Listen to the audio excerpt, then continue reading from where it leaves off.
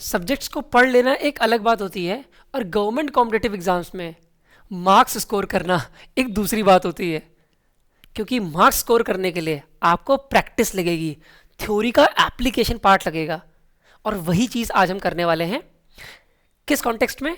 हम एक commerce and accountancy related exam है FCI AG3, उसकी अकाउंट्स पोस्ट में जो PYQ आया था उसको आज हम डिस्कस करने जा रहे हैं। तो ये सिर्फ FCI AG3 के लिए ही इंपॉर्टेंट नहीं है, ये NPS grade A grade B के लिए भी इंपॉर्टेंट है, या आपका सेबी ग्रेड ए के लिए भी इंपॉर्टेंट है, या आपके जितने अकाउंट्स ऑफिसर एग्जाम होते हैं, या जहाँ भी कॉमर्स एंड अकाउंटेंसी का पोर्शन है, जो भी फाइनेंस रिलेटेड एग्जाम्स हैं, उन सब के लिए इंपॉर्टेंट है। क्योंकि ये प्रैक्टिस कराएगा आपको कि क्वेश्चन कैसे पढ़ना है, कैसे समझना है, और कैसे आंसर उसका कंक्लूड करना है। ठीक है, तो मार्क्स लाने के लिए प्रैक्टिस ज़रूरी है। तो अगर आपको मार्क्स चाहिए तो आपको ये वीडियो देखनी पड़ेगी। ठीक है, चलो आगे बढ़ने से पहले मैं आपको बता दूं कि अगर आप हमारे YouTube चैनल पे नए हैं तो उसको सब्सक्राइब कर लीजिए, क्योंकि इस आने वाली सारी वीडियोस आपको इसी चैनल पे मिलेंगी। And the concern PDF of this class you are going to get in the Telegram channel. चलो, so without wasting any time let's get started with our first question of the day. And overall it's a 34th question. ठीक है, 33 question हम already कर चुके हैं, but उससे matter नहीं करता आपका, क्योंकि आज हम कमर्शियल लॉ करने वाले हैं। जो हमने पहले किया था वो अकाउंटेंसी वगैरह, बाकी सब्जेक्ट्स हम कवर कर चुके हैं, टैक्सेशन वगैरह इस पेपर का। आज से कमर्शियल लॉ है, तो कमर्शियल लॉ जिस एग्जाम में आता है उन सब एग्जाम्स के लिए ये वीडियो बहुत इंपॉर्टेंट हो जाती है। ठीक है, ध्यान समझना है। पहला क्वेश्चन है, blue sky laws refers to what. ये out of the box question था, मैं आपके लिए लिख देता हूँ। क्यों out of the box question है ये? क्योंकि ये इंडियन कॉन्टेक्स्ट में क्वेश्चन है ही नहीं। ब्लू स्काई लॉज US के कॉन्टेक्स्ट में यूज होता है। जो इंडिविजुअल स्टेट्स होते हैं ना, उनमें स्टेट सिक्योरिटीज लॉज होते हैं। क्यों होते हैं ये स्टेट सिक्योरिटी लॉ? जिससे कि मार्केट अब्यूज ना हो, मतलब जो इन्वेस्टर्स हैं उनके साथ धोखाधड़ी ना हो, उनको सारी इन्फॉर्मेशन टाइम टू टाइम मिले बिफोर टेकिंग और before making any investment decisions. तो सारी कंप्लायंस प्रोसीजर्स वगैरह जो होते हैं वो ब्लू स्काई लॉज बोलते हैं उन लॉज को, स्टेट सिक्योरिटी लॉज को। ओवरऑल क्या बोलते हैं? ब्लू स्काई लॉज, जो ये मैंडेट करती हैं कंपनीज को कि सारी इन्फॉर्मेशन वो क्या करें, बताएं किसको? रेगुलेटर को, जो भी US के अपने सिक्योरिटी मार्केट के रेगुलेटर हैं। जैसे इंडिया में सेबी है ना, तो सेबी कहता है ना कि IPO लाने से पहले आप हमें सारी इन्फॉर्मेशन दीजिए। और सिर्फ IPO की ही बात नहीं है, उसके अलावा भी पब्लिक कंपनी है, पब्लिक ने शेयर्स खरीद रखे हैं, टाइम टू टाइम आपको फाइनेंशियल स्टेटमेंट फाइल करना पड़ता है, जैसे क्वार्टरली फाइल करना पड़ता है लिस्टेड कंपनीज को। और टाइम टू टाइम आपको इन्फॉर्मेशन देनी पड़ती है। अगर की मैनेजर पर्सनल आपके रिजाइन कर रहे हैं या फिर अपॉइंट किए जा रहे हैं, तो उनकी इन्फॉर्मेशन भी MCA को जाती है, मिनिस्ट्री ऑफ कॉर्पोरेट अफेयर्स को, और सेबी को भी जाती है। तो जो कंप्लायंसेस होते हैं, जो इन्फॉर्मेशन होती है वो देनी पड़ती है। ठीक है, सेबी को या ROC को। ROC मतलब registrar of companies inside the ministry of corporate affairs. ठीक है, तो ये सारी जो इन्फॉर्मेशन देनी पड़ती है इंडियन कॉन्टेक्स्ट में, इसी तरह से US में भी देना पड़ता है ऐसा। तो US के जो स्टेट सिक्योरिटी लॉज होते हैं उनको हम बोलते हैं ब्लू स्काई लॉज। तो मार्केट अब्यूज को प्रिवेंट करने के लिए हमारे पास क्या है? US में ब्लू स्काई लॉज है। बात समझ में आई? क्वेश्चन को कैसे करते हैं, एग्जाम में कैसे करेंगे आप, तो आपको MCQ ज़्यादा से ज़्यादा प्रैक्टिस करना है। अच्छा चलो, एक बार ऑप्शन पढ़ लेते हैं, और ऑप्शन पढ़ने के बाद आपको एलिमिनेट करने की कोशिश करनी है जो गलत आंसर है, और जो सही होगा वो टिक हो जाएगा। फर्स्ट ऑप्शन से state laws to prevent market abuse, तो ये बिल्कुल सही है। देखो यहाँ पे एक्सप्लेनेशन लिखा भी हुआ है, blue sky laws are the state security laws that are designed to prevent market abuse and protect investor from fraudulent activities within individual states. ठीक है, और ये सेल ऑफ सिक्योरिटी को क्या करते हैं? रेगुलेट करते हैं, जिससे कि इन्वेस्टर को टाइमली इन्फॉर्मेशन मिले, एक्यूरेट इन्फॉर्मेशन मिले, और ट्रूथफुल इन्फॉर्मेशन मिले, जिससे कि वो इन्वेस्टमेंट डिसीजन सही से ले सके। ठीक है, तो इसका आंसर पहला है, बट बाकी सारे ऑप्शन ही पढ़ लेते हैं। Federal law to prevent take over है, टेक ओवर के लिए नहीं है ये। Federal law to prevent fraudulent public offering, एक पार्ट है, ये पार्शियली करेक्ट है, क्योंकि अगर पहला ऑप्शन देखेंगे आप A और C तो दोनों ही सही हैं, बट मोस्ट अप्रोप्रिएट आंसर क्या हो जाएगा? A। अब मार्केट अब्यूज से बचाने के लिए आपको ये भी पब्लिक ऑफरिंग को भी प्रिवेंट करना पड़ेगा, मतलब फ्रॉडलेंट पब्लिक ऑफरिंग को भी प्रिवेंट करना पड़ेगा। तो ये वाला ऑप्शन A के अंदर ऑलरेडी आ गया, तो ये भी आंसर नहीं है। D, laws related to investment trust and mutual fund, ये भी गलत आंसर है, तो आंसर होगा हमारा ऑप्शन नंबर A। चलो let's move to the 35th question. Which of the following is the maximum nominal value of shares that a small shareholders can hold under the Companies Act 2013? चलो ये surprise question नहीं है, ये easy question है। यह है companies act 2013 से, और बहुत ही इंपॉर्टेंट क्वेश्चन है। अगर आप NPS की तैयारी कर रहे हैं या सेबी की तैयारी कर रहे हैं, किसी भी एग्जाम की तैयारी कर रहे हैं, यहाँ लॉ पूछा जाता है, तो ये क्वेश्चन इंपॉर्टेंट है। ठीक है, तो स्मॉल शेयर होल्डर्स क्या होते हैं? जिनके पास एक fixed limited number of shares होते हैं जिनकी नॉमिनल वैल्यू फिक्स होती है, अगर उससे ज़्यादा की आप शेयर्स होल्ड करते हैं तो आप स्मॉल शेयर होल्डर्स में नहीं आएंगे। ठीक है, अच्छा स्मॉल शेयर होल्डर्स का रेलेवेंस क्या है? बेसिकली स्मॉल शेयर होल्डर्स भी एक डायरेक्टर अपॉइंट कर सकता है, जिसको बोलते हैं स्मॉल शेयर होल्डर्स डायरेक्टर, इसलिए इसकी रेलेवेंस है। बट वो क्वेश्चन में नहीं है तो उसकी बात हम नहीं करेंगे, बट मैंने आपको कॉन्टेक्स्ट बता दिया। तो स्मॉल शेयर होल्डर्स होते क्या हैं? जिनके पास maximum nominal value of shares कितनी होनी चाहिए? 10,000, 15,000, 20,000 या 25,000? तो answer is going to be 20,000। Answer क्या होगा इसका? 20,000। So option number C is going to be the answer. ठीक है, इसमें आंसर नहीं लिखा है बट मैंने आपको बता दिया, ऑप्शन नंबर सी। ठीक, देखो लिखा हुआ है companies act 2013 defines a small share holder as a share holder who holds share of nominal value up to 20,000। so up to 20,000 मतलब 20,000 या 20,000 से कम नॉमिनल वैल्यू के शेयर्स अगर आप होल्ड करते हैं तो आप स्मॉल शेयर होल्डर्स हैं। अगर 21,000 नॉमिनल वैल्यू के शेयर्स आपके पास हैं तो आप स्मॉल शेयर होल्डर्स में नहीं आएंगे। ठीक है, okay, so option number C, अच्छा हाँ दिया हुआ है, option number C is the correct answer. Next question, which of the following instrument is not a part of the negotiable instrument act 1881। देखो negotiable instrument act क्या होता है, negotiable instrument क्या होता है पहले समझिए आप, जिसमें आपका एक प्रॉमिस देता है जो इंस्ट्रूमेंट, मान लीजिए एग्जांपल लेते हैं बिल्स ऑफ एक्सचेंज का। ठीक है, ये आपका,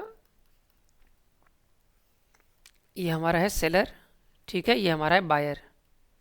अब बात को ध्यान समझिएगा, इसने सामान बेचा इस बायर को पर पैसे नहीं लिए, पैसे नहीं दिए क्योंकि बायर ने कहा मेरे पास 1 महीने बाद मैं आपको पैसे दे दूंगा तब मेरे पास रुपए आ जाएंगे। सेलर ने कहा ठीक है, सेलर ने एक बिल ड्रॉ कर लिया, बिल ऑफ एक्सचेंज ड्रॉ कर दिया जिसमें लिखा कि आप मुझे, मतलब बायर आप मुझे 1 महीने बाद 10,000 रुपये देंगे, ये इसने लिख दिया। ठीक है, तो ये ड्रॉवर हो गया, इसने बिल ड्रॉ कर दिया ना, और यही जो बिल ऑफ एक्सचेंज है ये बायर ने एक्सेप्ट कर लिया साइन करके और इसको रिटर्न कर दिया। क्या कर दिया? इसको रिटर्न कर दिया। तो ये एक तरह का नेगोशिएबल इंस्ट्रूमेंट है। ठीक है, क्यों नेगोशिएबल इंस्ट्रूमेंट है? क्योंकि सेलर के पास अभी ये इंस्ट्रूमेंट है बिल ऑफ एक्सचेंज, ये किसी को भी एंडोर्स कर सकता है इसको। अगर मान लो सेलर ने किसी से रुपए ले रखे हैं, ठीक है, तो रुपए ना देने की जगह वो बिल ऑफ एक्सचेंज दे सकता है, कहेगा ये लो बिल ऑफ एक्सचेंज, ये पैसे तुम बाद में इस बंदे से ले लेना, हमारा मैटर सेटल हो गया। तो ये नेगोशिएबल इंस्ट्रूमेंट है।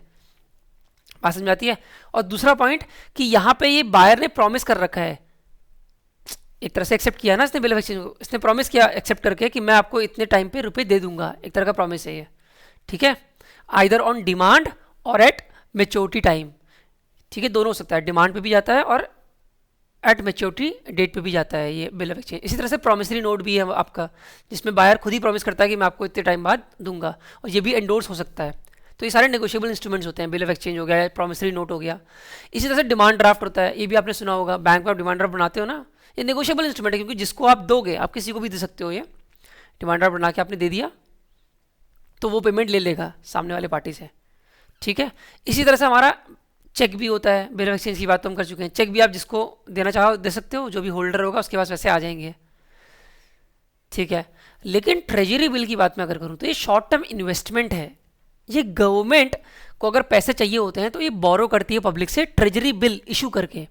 ट्रेजरी बिल नेगोशिएबल इंस्ट्रूमेंट का पार्ट नहीं है क्योंकि ये कोई प्रॉमिस नहीं होता है एज सच, जैसा कि नेगोशिएबल इंस्ट्रूमेंट में होता है, और ये कुछ डिमांड में इसकी पैसे वापस नहीं मिलते, ये मैच्योरिटी टाइम पे ही आपको वापस मिल जाएगा।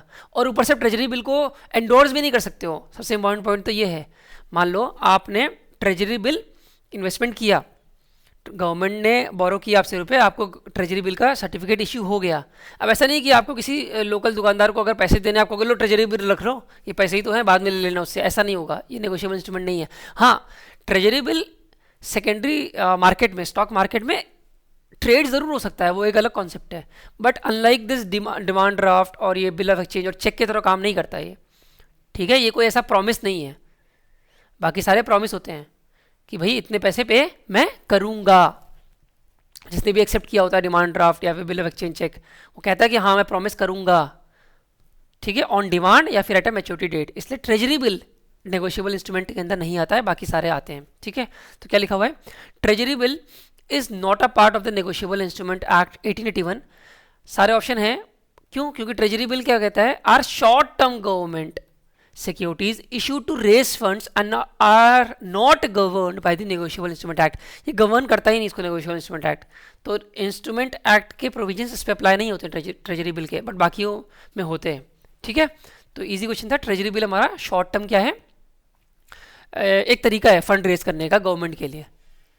ठीक है, शॉर्ट टर्म गवर्नमेंट सिक्योरिटीज है। Okay, next question, a contract will still be valid contract if, तो कह रहा है कॉन्ट्रैक्ट कब एक वैलिड कॉन्ट्रैक्ट होगा, if it is oppose to a public policy. नहीं, पॉलिसी के अगेंस्ट तो आप नहीं जा सकते हो, वैलिड नहीं माना जाएगा। भाई जो ओवरऑल जो पॉलिसी है आपका, कोई प्रोविजन है अगर आपका पब्लिक पॉलिसी कोई है, उसके आप अगेंस्ट अगर कॉन्ट्रैक्ट कर रहे हो तो वो इनवैलिड है। ठीक है, वो वॉइड कॉन्ट्रैक्ट है। इन रिस्ट्रेंट ऑफ मैरिज नहीं, ये भी नहीं है। इन रिस्ट्रेंट ऑफ ट्रेड नहीं। विदाउट एडिक्वेट कंसिडरेशन, अच्छा इसमें विदाउट कंसिडरेशन नहीं बोल रहा है, क्या बोल रहा है, विदाउट एडिक्वेट कंसिडरेशन बोल रहा है।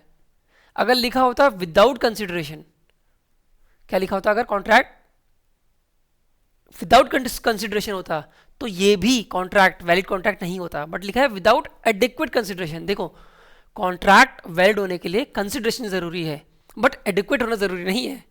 वो तो लॉ के आय के हिसाब से वो चेक करेगा कि कैसा है ये ट्रांजैक्शन वगैरह, बट ये एडिक्वेट वर्ड लिखा हुआ है यहाँ पे, इसका मतलब है कि यही आंसर है इसका। ये कॉन्ट्रैक्ट वैलिड है even if it is without the adequate consideration. देखो क्या लिखा हुआ है, adequate consideration is a fundamental element of valid contract, but it does not necessarily have to be equal or even adequate in the eyes of the court. ठीक है, वैसे तो contract में आपको adequate consideration देना लेना पड़ता है, बट कोर्ट के हिसाब से, लॉ के हिसाब से ऐसा कोई ज़रूरी नहीं है, क्योंकि वो तो जजमेंट, वो एक तरह का इंटरप्रिटेशन वाला सब्जेक्ट है ना कि adequate consideration क्या है। अगर मेरे लिए इस स्पीकर की वैल्यू मान लेते हैं क्या है, उसके हिसाब से मैं इसको सेल करना चाहता हूँ, या फिर सामने वाली पार्टी के लिए इसकी वैल्यू क्या है, उस पर डिसाइड करेगा ना कि एडिक्वेट कंसिडरेशन क्या है। अब मेरे को जितनी ज़रूरत होगी, मान लेते हैं फॉर एग्जांपल मेरे को बहुत बड़ा स्पीकर है, मान लो यही स्पीकर है, और मान लो मेरे को ज़रूरत है अभी तुरंत 100 रुपये की। ठीक है, अब भले ही स्पीकर 500 का 1000 का हो, ठीक है, और सामने वाले को भी ज़रूरत है, 100 रुपये में हम लोग ने कॉन्ट्रैक्ट कर लिया और हमने इसको खरीद और बेच लिया। ठीक है, तो वैलिड कॉन्ट्रैक्ट माना जाएगा। Okay, as long as there is some consideration, देखो लिखा है ना some consideration, something of value exchange between the parties, the contract can be considered valid. It is essential for the parties involve to exchange something of value even if it is relatively small or symbolic for a contract to be legally binding. Consideration होना जरूरी है, कितना छोटा है उससे matter नहीं करेगा। ठीक है, तो option number D is going to be the answer है। ओके, लास्ट क्वेश्चन, और ये आपका होमवर्क है, ये भी आपको करना है अपने आप। करना कैसे है, वीडियो पॉज करेंगे और कमेंट सेक्शन में मेरे को आंसर लिख के दे देना, मैं बता दूंगा सही है कि गलत है। ठीक है, तो या वीडियो पॉज करेंगे, मैं नहीं बता रहा इसका आंसर, खुद ही रीड करेंगे और खुद ही बताएंगे। और ये इंपॉर्टेंट क्वेश्चन है क्योंकि कंपनीज एक्ट 2013 का है। कंपनीज एक्ट 2013 बहुत सारे कॉम्पिटेटिव एग्जाम में आता है। ठीक, चलो बस आज के लिए इतना ही, अब हम मिलेंगे नेक्स्ट क्लास में, तब तक के लिए tata bye bye, thank you everyone.